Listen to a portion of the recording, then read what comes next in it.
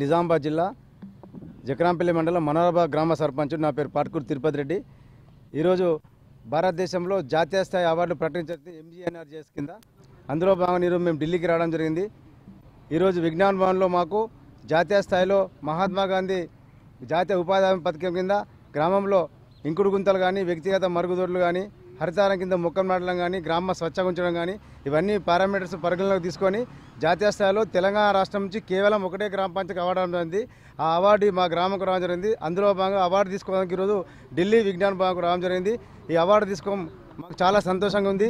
ఈ అవార్డు రావడానికి కృషి చేసిన మా మనోహరాబాద్ గ్రామస్తులందరికీ మరియు మా మనోహరాబాద్లో ఉపాధి హామీ కూలీగా పనిచేసిన కూలీలందరికీ నేను మనస్ఫూర్తిగా ఢిల్లీ నుంచి కృతజ్ఞత తెలియజేస్తూ రానున్న రోజులలో మా మనోహరాబాద్ గ్రామాన్ని ఇంకా అత్యుత్తమైన గ్రామంగా తీర్చిదిద్ది స్వచ్ఛ భారత్ విలేజ్ కింద ఇప్పటికీ మాది ఢిల్లీ స్థాయిలో ఎంపికైంది.